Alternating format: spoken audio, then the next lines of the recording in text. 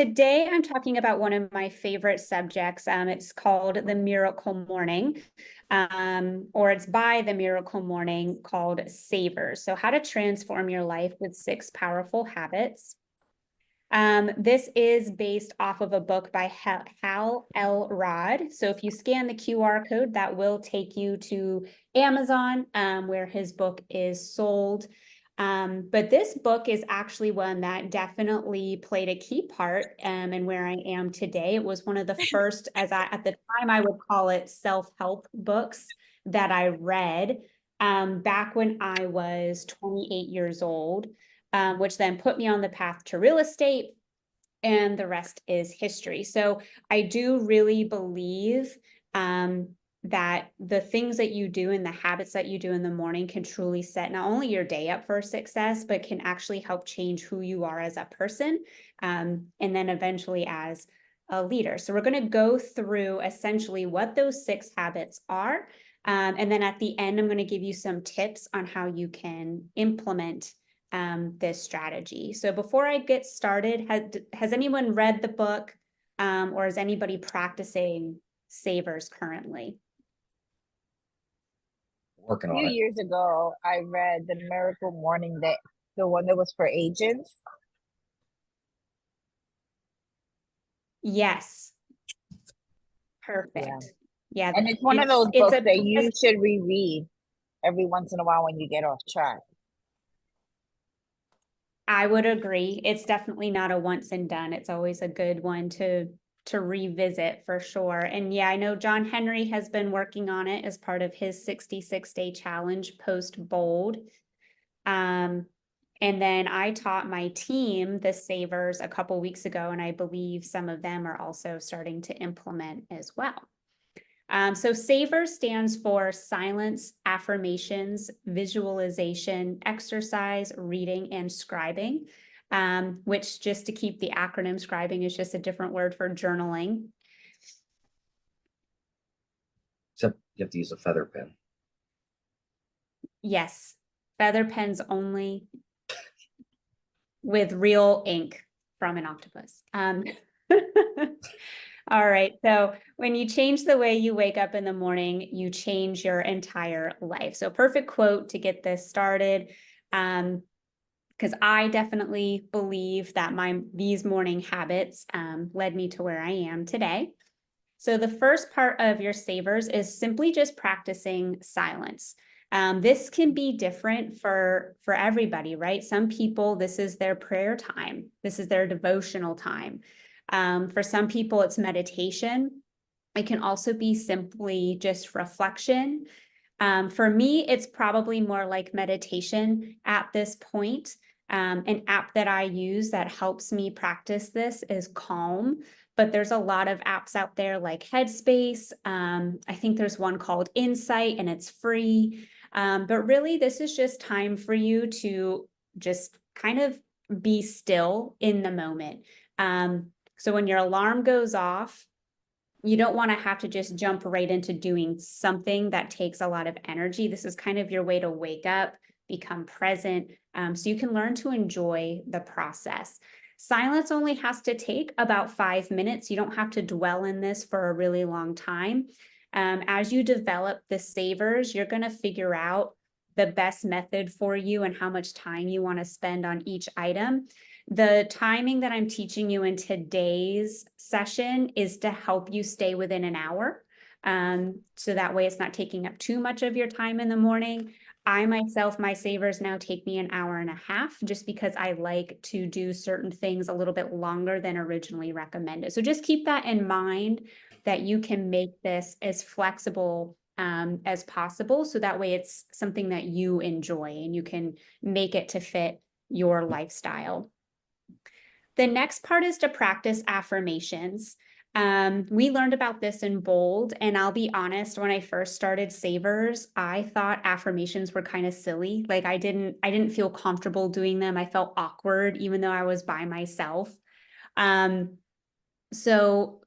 I will say that what I started to do was I actually kind of pushed affirmations on my kids first. Like it was easier for me to tell them how to do it than it was for me to do it myself. So my kids say every morning, I am brave, I am strong, I am kind, and I am beautiful.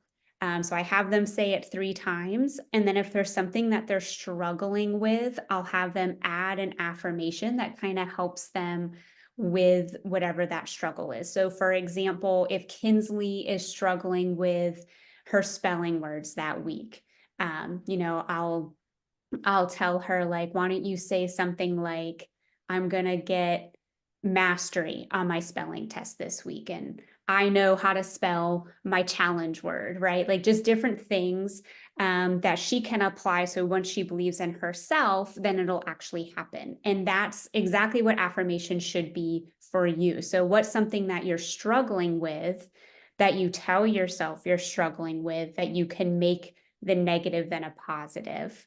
Does anybody have an example of something that they're struggling with that they could easily turn into a positive?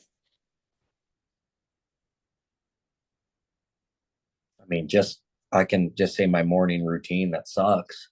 Like, if I fixed it and really made the changes I need to make, like I got thrown off last week because I got sick, and then it's been hard to get back on track. But working on that affirmation of my morning routine makes my life so much better. If I can use that as an affirmation and fake it till I make it, it's just something I got to practice. Absolutely. And I think another part of that could be just telling yourself, I am a morning person. Like, how often do people say, oh, I'm not a morning person? And they say it all the time. And that's the block and why they can't wake up in the morning. But if they just started saying out loud, I am a morning person, eventually they're going to believe it. So I definitely think that's a great example. And it doesn't have to be anything crazy. For me, I now make my affirmations a part of my journaling. So I write it. Because for me, then I'm writing it, I'm reading it. It's like using multiple senses for me. And I feel like that helps me believe it more. Brittany, I know, you've certainly worked with the leadership team in encouraging us, those of us who aren't necessarily avid readers, to read. And so I find myself, 6 months ago, I would say, I'm not a reader. I'm not a reader. I'm not a reader. And now I find myself, and my husband is actually saying, like, you're a reader. Like, you're a reader. You are a reader. And I'm becoming a reader. Yes. I love that. Can I add something about this? Yeah, so I just started this book actually like 2 weeks ago. So I'm not finished it yet, but it was really interesting because I shared with my kids, like in the beginning of the year, something that I heard, that they did a study about kids who said to themselves, I'm excited to take this test, even when they weren't excited to take the test, but they told themselves to say it before the test. Like, I'm excited to take this test. No kids are excited to take tests, obviously. And what they did was they tested the kids who said that before they took the exam versus kids who didn't say it, obviously, before they took the exam. And obviously, and nothing changed with their study habits or the effort that they put in. And those that said it scored higher. And I think this book touches on kind of the same premise as far as, I don't know if like the sleep thing is part of this section, but it had to do with like, if you tell yourself before bedtime, oh gosh, it's like 11 o'clock, I'm gonna have a miserable day tomorrow, I didn't get enough sleep, versus doesn't matter what time you go to bed, even if you're only gonna get 4 hours of sleep, if you say to yourself, wow, I'm gonna feel refreshed tomorrow, tomorrow's gonna be amazing, those people actually did feel amazing. It's so insane how your mind, body, like the physiology behind it work. And so all this affirmation stuff is where it's at. And so I actually make my kids say, I love it. before tests, that they're excited to take a test. It's like something we have to do every day. Yeah. I love that. I'm going to implement that. Like right away. I'm going to implement that because that is something that, you're completely right. Like, I used to be terrified to teach classes even to small groups. Like I would be so nauseous before team meetings. I would be shaking. And now that you're telling that story, like I would just tell myself, like, Brittany, you got this, you know, the content, you're prepared. Like, and I would just keep talking to myself. And now, I don't have those same feelings when I get up in front of a classroom. Like I'm completely natural now. It's just another part of my day. But I think it's like, it was the words I was saying to myself versus being like, I'm so anxious. It was turning that around and being like, I got this. This is good. I love that. that's Anybody else awesome. have an affirmation that they use that they feel like works for them? Do you use them before listing appointments? Like, I'm going to get them signed. I have something to add. I feel like whenever you speak affirmations and just the way our mind is designed, we start to look for evidence around us for the things that we've said. And so it brings a higher awareness of where you do have those moments or those strengths or whatever it is you're kind of speaking into existence. You then start to look for it and you notice it, and then it becomes more you. And the more you it becomes, the more you see it. And it is kind of a snowball thing where you become more and more that thing, because psychologically you are looking for and looking for evidence of that thing you're saying you are.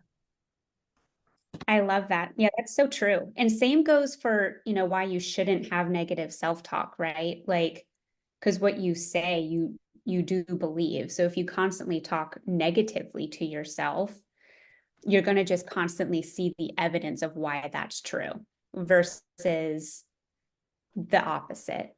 So I love that. That's very, very good. The next one, V is for visualization. So our next class after this, Miss Adrienne is actually going to teach you how to create a vision board like this one in Canva. So no glue, no scissors, no having to search through old magazines, right? A very easy way to create a vision board. And there's a lot that actually goes behind this visualization piece. So much like saying affirmations and speaking positivity about yourself and what you're capable of, seeing your vision will also help it become a reality. This is my updated vision board for this year. But I will say for my 2023 vision board, and I had my kids create one as well.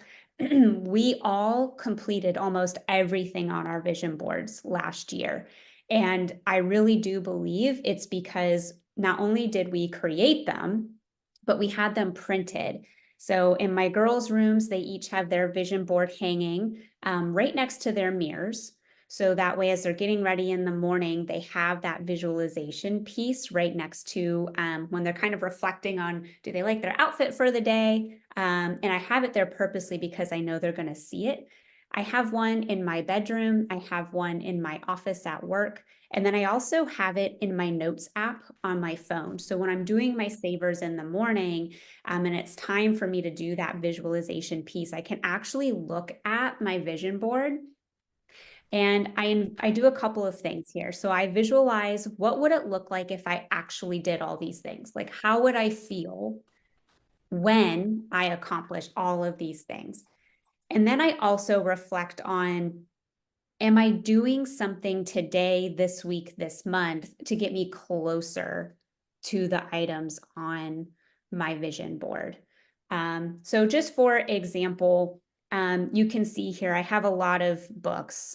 So I have a goal to read 52 books this year, half of which would be leadership books, which you can see here on the left. And then on the right, I just have this little graphic here to remind me that I also need to be reading half of those as fiction books or books that aren't necessarily for growth. So maybe like a biography that's just for fun, just something that I'm interested in. And then I also have on here pictures from my women's mastermind. And that's just because I want to make that double the size next year. I have a picture here of us donating a check to the Grace Samaritan, and that's because not only do I want to make sure we can do that again, but I want to make sure that as a company, we can make a larger impact to other local nonprofit organizations. So I want to make sure that that's at the forefront of every event that we host. I have on here some travel things, Ben playing guitar, because I want to make sure that he is able to still chase his dream in music. I have on here New York City because the kiddos definitely want to go back. The quote, collect memories, not things. So for those of you who don't know, I practice the best that I can, minimalism. And it's really difficult in a world where buying things and marketing is all over social media. But what it reminds me of is in the morning is when I have that urge to buy a new, I'm just trying to think of something that I wanted to buy recently and I can't think of it right now. But when I get the urge to buy like the new latest trend in clothing, I have that quote every morning reminding me that I'm trying to not spend my money on things that only give me temporary gratification. I'm trying to save my money so I can take my kids on more trips and more experiences, because I'd rather have the memories that last forever than the things. And it just kind of helps reset my mind every morning. You'll see my word of the year is peace. So that's another part of my visualization in the morning is how can I carry peace in everything that I do? Am I making decisions that bring peace, that bring others peace? Am I taking on too much and taking away from my own peace? So that's all part of my visualization. It sounds like a lot, but I really only spend about 5 minutes here. I don't spend a whole lot. Sometimes this prompts reflection in my journaling later, but it is just a good reminder of what is important to me, because it's really easy to get pulled in other directions to things that actually aren't that important to me. It's just bright, shiny, and it looks fun temporarily, but then it takes me away from what my values are. Does anybody practice visualization right now or have a vision board that they use? I just have to hop in for a second because I have a goal of reading 24 books this year. That part, And Mariah. my daughter's here because this morning we did our first miracle morning together. And I was like, this will be fun. You can come and sit in on this class, and she has a snow day. Aw. And whenever you mentioned that your goal, because 24 has felt a little daunting after getting through my first one and starting my second, I was like, wow, I gotta like keep going. You said 52, and my daughter goes, just? She is such an avid reader. She reads like a book or two a week.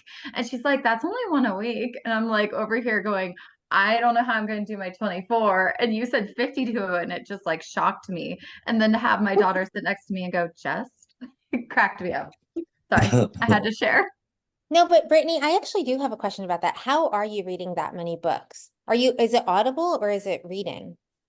I have a great, that's a great question. And I think I have a good answer for you. So in the mornings, I only read books that are growth related. So I read every morning for 30 minutes. And that time is any type of book that's some type of growth. So business, personal development, anything that's going to help me be a better leader in life and for the organization, I read in the morning. So right there, I'm knocking out about 30 minutes a day just with nonfiction. Every night, I read fiction books because I actually suffer from like anxiety. So at nighttime, if I don't read, I will lay in bed and I will think about all the things that I didn't accomplish, all the things that I need to do, and I will go down this really dark spiral. And then I won't sleep, and it's a really vicious cycle. So what I found was when I read fiction books, I actually fall asleep and I don't think about those things, and I sleep much better. So I do fiction at night, nonfiction in the morning. And then, yes, I do fill in my gaps with Audible. So sometimes I'll get the same book that I'm reading in the morning for Audible so I can knock it out faster. Other times I'm actually reading a totally different book on my commutes. And what I've been trying to do is I do research the books a little bit before I pick them.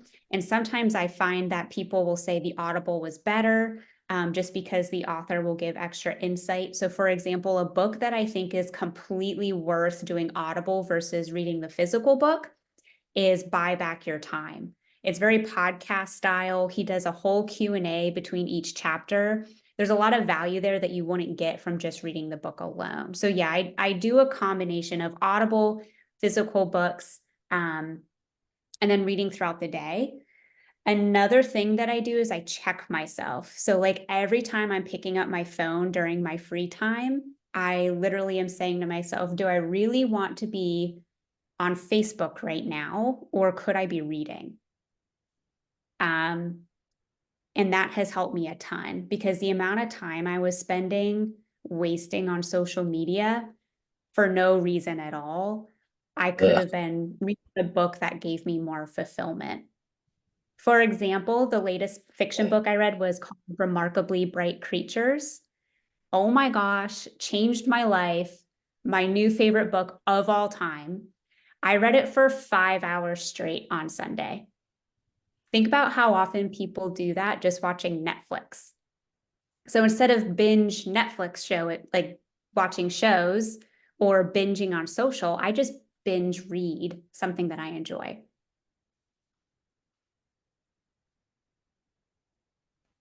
Wow. That's amazing and so Violet. impressive. Yeah.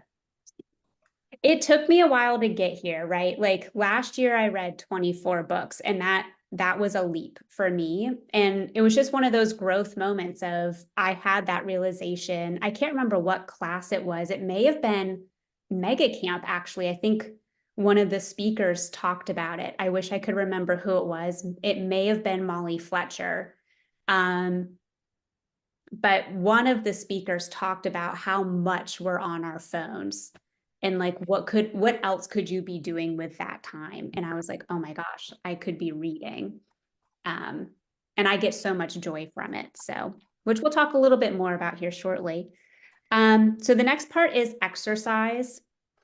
In SAVERS, E for exercise. I will say I do this last. It's my preference. I know some people who do exercise first. For me, as soon as I'm done exercising, like I want to go shower and get all that, taken care of. I couldn't just sit there in my filth reading. I wouldn't feel comfortable. But I do 30 minutes of strength exercise 3 days a week. I use the app Copilot, which is basically you get a real personal trainer, but you just communicate with them through the app. So that's what I do. And then the other 2 days a week is just more of like stretching, yoga, something more peaceful, but that way I don't get out of the habit of doing movement at that time. But the key to the exercise isn't just for health purposes, but it truly does boost your energy the rest of the day. And it also gives you so much mental clarity. Some of my best ideas for just life in general, as well as for KW, have come from a period of exercise. So whether I was walking and like my brain was going, but just it really unfogs the brain, like gets the blood pumping, and some of your best ideas, I think, can come after you move and just, work on yourself. So I'm a big proponent for exercise. Exercise is usually exercise and reading are the first things I cut out of my life when I start to feel overwhelmed. And then I start to spiral and I'm like, why am I in such a bad place right now mentally? And then I realize it's because I stopped exercising and I stopped reading. The two things that bring me clarity and boost my energy, I took away. So there's definitely a correlation for me with exercise. Anybody here have an exercise goal as part of their New Year's resolutions? Yep. Tell me more. Well, I got my garage set up for exercise, and I put a heater in it, and I got new weights that were expensive, And then I have my garage is full of crap and I've not done anything with it. So I have a goal, but I am really struggling to get past just the the mindset that I have a goal. And I've struggled with that with a lot of different things, whether it's food, drugs, alcohol, shopping, cars. But I can tell you one thing is that I've never, since I joined KW, I've done more self-help stuff than I've ever done in my entire life. And it's been a year and 4 months. So I know I'm going in the right direction, but I still struggle daily with a lot of this. All of it. So, and I hope you don't mind me saying this, and I think you'll be okay with me saying this, but in most of the other items that you mentioned that you went through a struggle with, but you were able to overcome, you always had a coach or some type of an accountability system in place.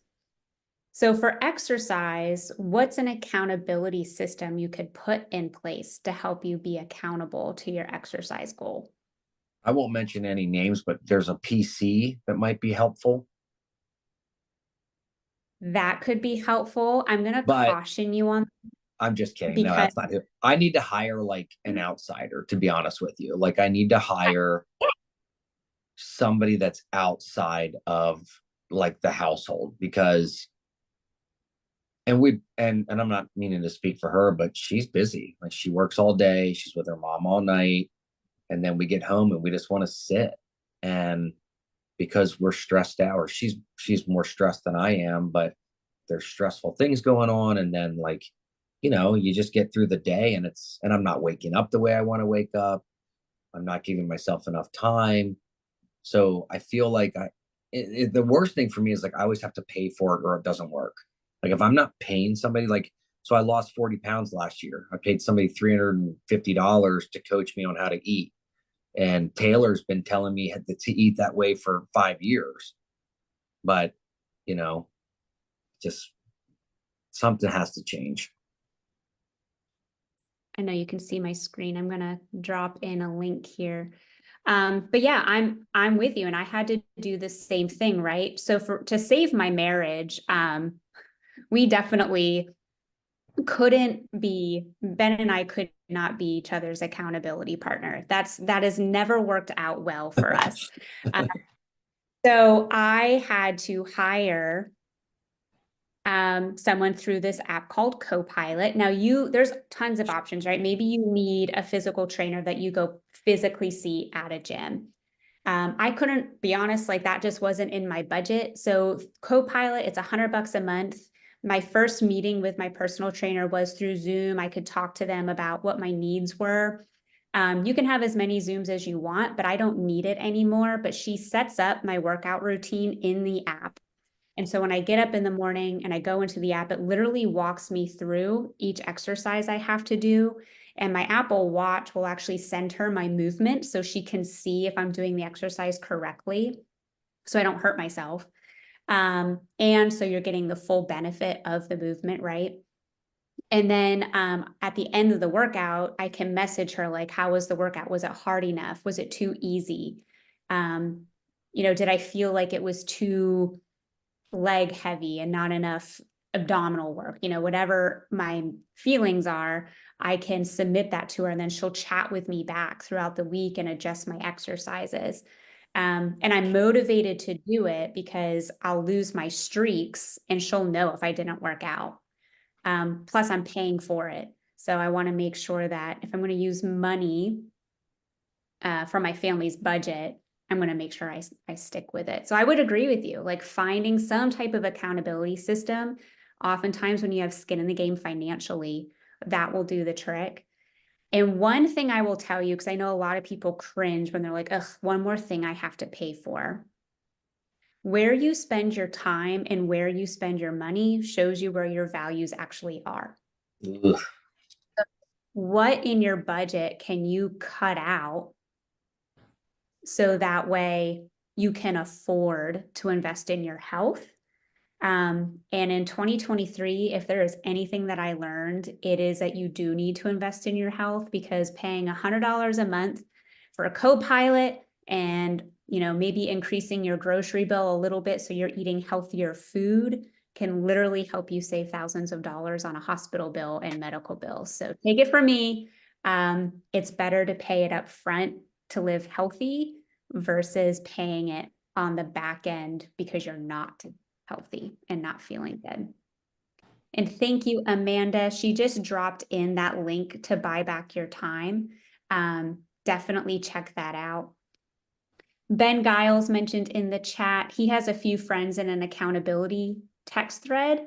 They text each other their exercises every day and then high five, in quote, high five the crap out of each other. There's like 5 people in the text thread. So if you aren't the one exercising, you're going to start to feel bad. So that's a free way to do it, right? Just having an accountability group. So thank you, Ben, for sharing. Anybody else have anything to add on exercise or accountability? I think John and I think are very similar. And I know Mariah is. Yeah. But we have it's, if it isn't convenient, it's out of your brain. If it isn't something that's easy, and it's starting a new process, it is very difficult to do. So because it looks like the elephant, and breaking it down into bite-sized pieces is hard for my brain to do anyway. So I just don't do it. And then that starts a different cycle of mental, I'm not good enough. Oh my gosh, I'm so lazy. Oh my gosh. No, it's just, anyway. So I found that, Mariah and I took it. Do you mind if I share? Is that okay? Yes. Okay. So, Anything, I'm an open book. So whatever you want to share, go for it. Okay, cool. Because we decided on Friday last week that we were going to do a body doubling. And I know this is not a part, but it is kind of intersperses itself with the active piece of it, which left to our own device, left to our own devices, we tend to just not do the things. And it's not because we're lazy or anything like that. It's the actual executive function of doing those things is hard. So Mariah and I were body doubling on Friday together, just working in the same space. And she just mentions that she was going to a dance class. And I'm like, oh my gosh, I've been for months. I'm like, I need to get back into dance. I need to get back into dance. That's one of my love languages. It's something that I've done since I was little. And, it's been 3 years since I actually went back into the rooms to dance. So she's just like, Mariah's giving heart. She's like, you need to come with me. And I'm like, but and she understood because she took the step that she understood me, that I needed to take the step. And she lovingly supported she basically lovingly threw me into saying, you must come and this is what you're going to do. And then immediately following that activity is to start getting into the habit of actually preparing yourself for the next time you're going to do it. So I don't have a membership. I just was a one-off class, right? So she's like, you need to sign up for the next week's class. Just get it on your schedule. Just get it on your schedule. And if you make the step to get it on your schedule and it's a non-negotiable, I find, and then you have somebody back there ramping you up for something that, the whole way there, it was rainy, it was gross. I didn't want to go. I'm like, I'm going to go. I'm going to hit traffic. I'm like, let me just hit traffic. I don't want to go just so I'll turn around because I can't be late to a dance class, so I'm like excusing the whole time I'm driving there. I'm excusing not going. And I get there and it's the best thing that was, just such great soul food. And I feel like that's like the difficulty for a lot of people is not when you get to the gym. It's when you're at the gym, it's easy. When you're doing the exercises, it's relatively easy, but it's actually getting to the point where you're doing those things. That's the hard part. So, just having Mariah be a voice of like urging and support, like John, maybe what it looks like is that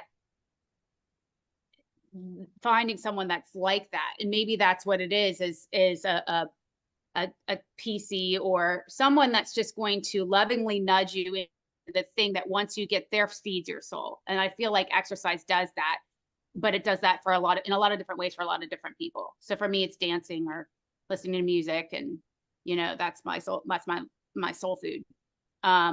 So for maybe it's it's going to hit virtual golf balls at the Wired Golf, or go golf or something that's going to get you physically active, but that feeds your soul at the same time. It's not just me doing sit-ups. You will never get me into a gym where I'm just doing like won't happen. So sometimes just finding the right thing that's going to, is going to make you just go when you're done with it, instead of just going to work. I'm going to work out. I'm going to get swole. And then signing up for it again while you're still on the high before you regret signing up for it. Because that's the biggest thing is when I feel like signing up, I sign up, the money's paid, and then I almost trick myself into getting there. So similar to what Amy said, the first time I went, I came up with a dozen reasons why I wasn't going to go the first time. And I just kept taking the tiny little steps towards the place. And then before I knew it, I woke up at the gym, not even really understanding how I took all these tiny steps to get there. But when you were in it, it was exciting. And so even with Amy on the way back, we were chatting. I was like, you got to sign up right away while you're still excited. Because I know how that's like the biggest hurdle is like getting it on your calendar, making it a priority.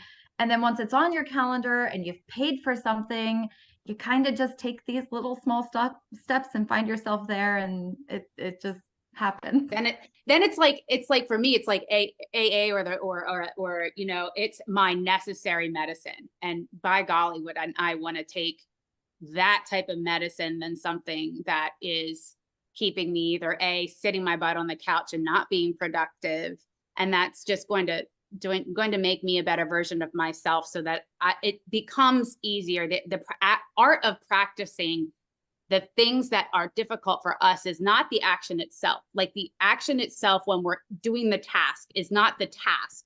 It's getting to the point where we actually can execute the task. It's right. And I feel like that is like, if I could, and I feel like when I'm at my best in that regard is when I am doing the things that feed my soul, that make me live in a happier, healthier place. And then that gap gets smaller. It's still there, but it gets smaller. And it's been, I know, for years, and years it's been like that, where I just have that gap has been like, I'm like, I just want somebody else to fill the gap and then just point me to where I need to be when I need to be there. And I don't want to think about it. I don't want to need to have any executive function, just that. But when you start to feed your soul in all of these ways, which is what I think you're saying, Brittany, is what this program's all about. For sure. And making it yours, like make it enjoyable. Like, for reading, if I start reading a book and I don't like it, like it just is, I'm not vibing with the way they write or whatever it is, I don't finish it. I'm like, you know what? Other people liked it. I don't, moving on. Like, I'm not gonna make it purposefully unenjoyable. Exercise, I found something that I look forward to. And I set up, so I work out at home. I just found that's what was easiest for me because I have kids and Ben travels. And so anyway, like in my basement where I work out, like I've got like this faux fireplace, and I make the mood real chill, and I put my yoga mat out, and I have my water and my coffee and my candle. So it smells good. And I've got like this whole vibe going just to work out for 30 minutes. But it's because that's what gets me excited to go downstairs and like be in my zen. So yeah, you got to make it enjoyable. Same thing with lead gen. Not that we're talking about lead gen this morning, we're talking about savers, but you got to find what you love with lead generation, right? It doesn't have to be cold calling. Find the thing that makes you passionate and excited to do it. Great conversation. I love this. So I know we talked about reading pretty heavily, so I'm just going to use this time to show you a little trick that I recently learned, and I'm super excited about it. So reading, the one quote that I love from Miracle Morning is the difference between where you are today and where you'll be 5 years from now will be found in the quality of books that you've read, which I think is so powerful, and it is so true. So Ben made a mug for me, a coffee mug that has some of my favorite growth books on there. So if you take a look at this image, these are truly books that I have found impactful in my life along the way. So take note of these books. But another thing I want to show you, so I used to struggle with how to take notes properly from my books. I would like highlight, and after I was done reading, I would have to sit there and painfully flip back through all my highlights so that way I can type up all my notes. And it just took a lot of time. So I watched a video the other day, and what the gentleman does is he does highlight his book, but then at the end of each reading session, he takes just a couple of minutes and he creates his own index in the front of the book. So when he highlights something, he'll write the quote that he highlighted and then the page number where he found it. So that way, when he needs to reference something, you know, in a couple of months from now, if he's going to do a presentation on the book, or he just needs to revisit it for whatever reason, he can read that front cover because those were all the important quotes for him and what pages he found it to make it easier. So he's basically creating his own table of contents, or like his own index to the things that are important to him. And then what he does at the end is he writes his ahas and his action items in the back of the book. So where there's like those random blank pages at the end, he uses that to then write down, these are my ahas on the left. And then on the right, he writes down, and these are my 3 to 5 main action items that I plan on implementing right away. So I dropped a video on that in the Facebook group, I think about a week ago. Adrian, was it a week ago? Yeah, it was a great video. So good. So definitely check that out, because reading only is helpful if you actually implement the things that you learn. So you can be the brightest person in the room and read all the books, but if you're not implementing what you're learning from those books, you're not going to experience growth. So I found that. If we're looking to get our hands on some books that somebody might have available, where would we be able to do that? So in the cafe, there is a little take a book, leave a book, completely free section of books that got started with our book exchange. So when you look in the cafe, there's like the sink and the coffee maker. It's to the right of that. There's a pile of books there. So if you read a book and you want to pass it along, you can leave it there. And if you see a book in that pile that you think sounds like something you could use, just take it. That's actually where I got this book from. Good to Great was in that pile. So I'm reading that now. And when I finish it, I'll type up whatever notes I need from my index that I created, and then I'll leave it in that pile. So the next person gets to benefit not only from the book, but also from my notes.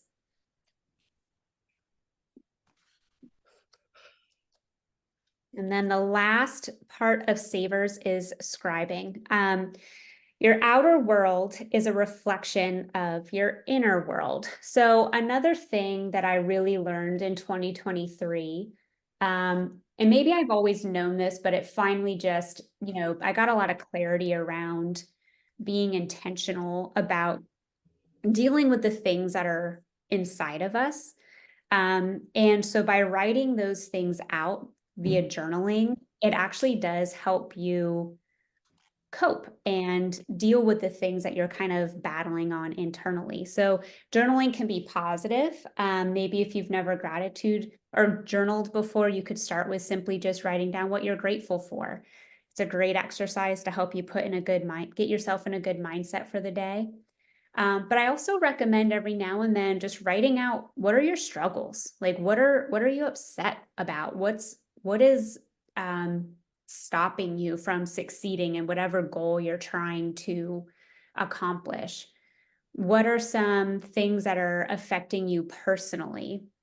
And working on those struggles, whatever they are, will help you in every aspect of your life. So I'll be very vulnerable. A thing that I struggled with because I'm getting better, is forgiveness. Like I have dealt with some things in my life and I was holding on to those things.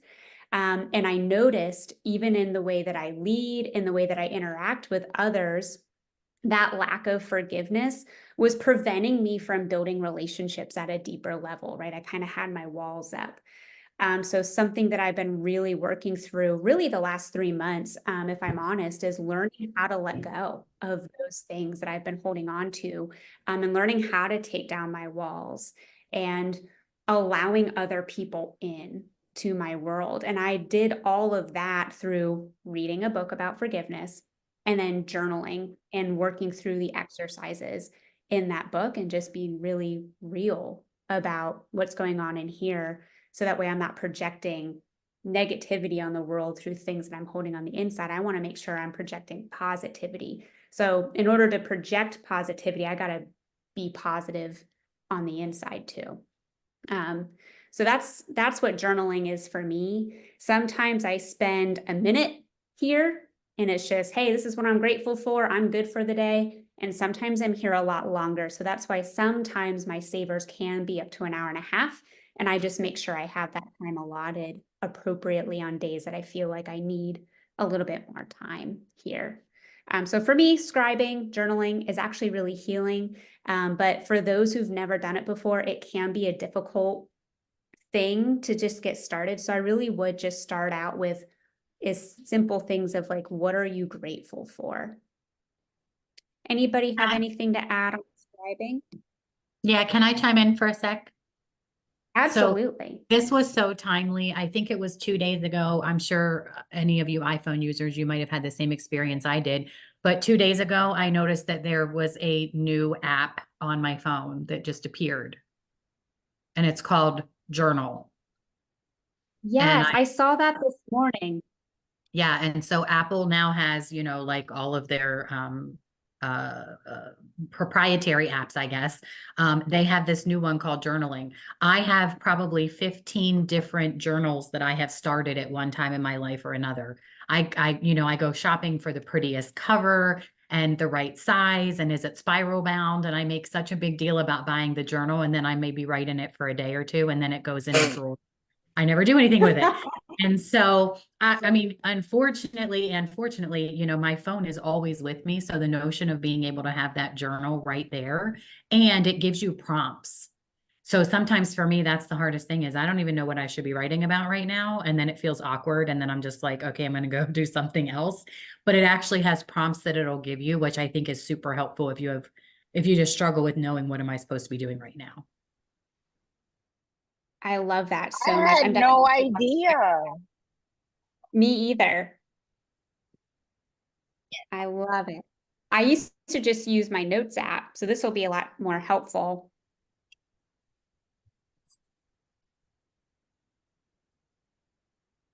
All right, so real quick, so I do have to hop off here at 12. We have 9 minutes left. So here's some tips for getting started. The number one thing in order to start doing savers in the morning so you can win your day by 8 a.m. is to go to bed on time. So that is typically the biggest struggle is we'll stay up right till 10 or 11 o'clock at night, and then we can't figure out why we can't get up at 5 a.m. the next day. So it really does start with what you do the night before. So for me, it's making sure I'm asleep by 9:30. It's reading my fiction book before I go to sleep so that way I can stay asleep. You know, I think John once mentioned to me that he can't have caffeine after like 3 o'clock because that affects his sleep. So figuring out what it is to ensure that you go to bed on time is actually the simplest way to get started. I would also recommend just start by waking up 30 minutes earlier, right? You don't have to start by waking up 2 hours earlier than you normally do. just start with 30 minutes and then make it longer each week until you're at a point where you feel like that's your good routine, that you're good with an hour, hour and a half, whatever that looks like for you. And then when you do that, do your savers just 1 minute. So wake up 30 minutes early, do silence for a minute, do affirmations for a minute, visualizations for a minute, exercise for a minute. Like maybe you just do 10 sit-ups or 10 push-ups, or you turn on the music real loud and you dance around to your favorite song for as long as the song is, but just do it real quick. It doesn't have to be long. And then just read for 1 minute. And then every time you get up, just make it gradually longer and longer. You don't have to burn the ships with this process. Just get started and start small, and then take baby steps to get bigger if that's what works for you. Accountability, have an accountability partner, start a group chat with someone. Maybe we could do like a Facebook group, whatever that may look like. If you scan this QR code here, there actually is a Miracle Morning national Facebook group, or probably global Facebook group. But if that's not enough accountability for you, like find a system that works for you. For Ben, that was a group chat with 5 of his friends. So find a way to have accountability, because that's the best way to build any habit. And then lastly, just give yourself some grace. Any habit takes time to develop. I've been doing this for 6-7 years, and there's still times that I fall off the bandwagon, whether I get sick and then it's just hard to get back in the routine. Life happens. So just give yourself grace. If you stop, you can always pick back up. Yeah. And then of course, this is always something too that we can work on in our one-on-ones with your coach, just so that way we can be here to help support you. So I'll leave you with, where you are is a result of who you were, but where you go depends entirely on who you choose to be. So what did we learn today in 5 minutes? Any golden nuggets that you're going to implement this week? And I say this week because we don't have to wait until Mondays to implement new things, despite popular belief. I like the spending money on memories, not things, because I'm really good at spending money on things. Me too. Shiny things. I like what you said about making sure that I enjoy what I'm reading, because I am the kind of person that I'm with Mariah. I have a goal of 24 books this year. You've knocked me out of the ballpark with 52. I don't know how you're doing that. But I started a book that was recommended and I found myself not being interested. So I'm like, oh, this is gonna suck. Like I was already like downplaying the conversation and talking myself out of the reading. So I love the fact that you shared, making sure that it is enjoyable to then build myself up, because I was already like anticipating how this 24 was going to go based off of my first book that I started. But I'm picking up another one and I'm just going to start it and go from there. So I really appreciated that. Yeah, don't put yourself through a bad book. Like if you don't like it, just chat GBT the 10 highlights and move on. Yeah. That was I a good really one for me. like the positive affirmations, even the I am a morning person, I like to read, I will exercise, like everything that we're talking about here, starting off with a positive affirmation of actually doing the things to help get in the mindset of creating that routine. I love My that. biggest takeaway is what you said at the very end, Brittany. Like you don't have to wait till Monday. And I think that's something I kind of decided earlier this year is I don't have to wait for a new year. I don't have to wait for the 66-day challenge to begin to start doing the habits. I don't have to wait for the SAVERS class to start my, miracle morning. And I just kind of go into things knowing that they're going to be imperfect, but just starting instead of waiting until a Monday or waiting until after the class has been taught. Like, just have fun with it, because then you have a better idea of what you need to learn in that class or whatever. So if we're having a class on listings or a class on budgeting or a class on whatever it might be, don't wait till that class to start doing it. Start doing it, then get to the class, and you'll have a clearer understanding of the difficult parts for you. So going into this was more enjoyable because I'd already started the process, and I'm like, okay, I better understand the content that Brittany is giving us today. I really appreciate that. And I do have to run, but Adrian's going to take over from here and help you dive deeper into visualization.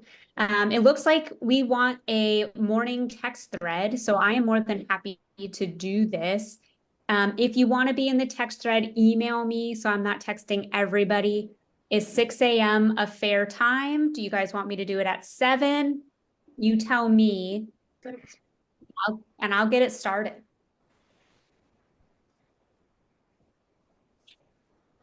6 is good. All right, so email me. I'm going to drop my email in the chat. So that way I know. I'm not sure Amy wants 6 a.m. You saw her face. I can't see anyone's faces when I'm in present mode, so that's hilarious. Well, email me and maybe throw in your time preference, and I'll just kind of do what the consensus is. But I will see everybody hopefully in person tomorrow. But have a good time with Adrian. I look forward to watching the recording. See y'all.